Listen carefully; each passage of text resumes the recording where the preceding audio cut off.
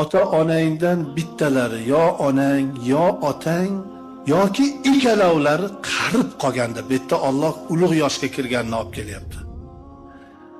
Ota-onang qarib, sen baquvvat bo'lib topadigan, tutadigan, xizmatga yaraydigan bo'lganingda otangmi, onangmi yo ikkalovimi bu ham bir baxtdi. Buni har kimga nasib qilavermaydi Alloh. Uyingizda oyingiz qarib o'tiribdi.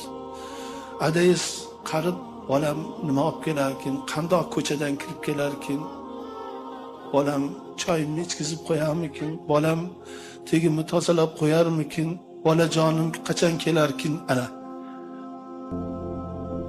Qarib qolganda Alloh sizni shunday yoshga yetkazib, ularni shu yosh berib, sizni mana shunday bir baxtga musharraf etganda,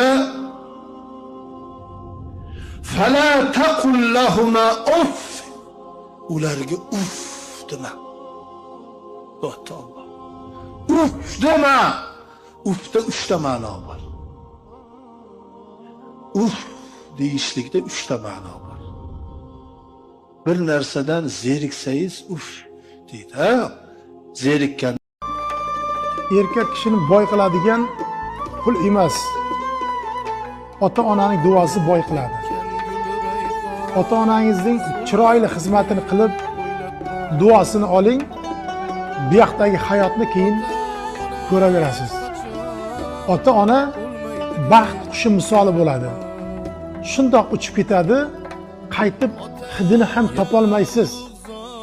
Ota-onangizning borida qadriga yeting. Ilohim baxtingni bersin. Umring uzoq bo'lsin. Amin.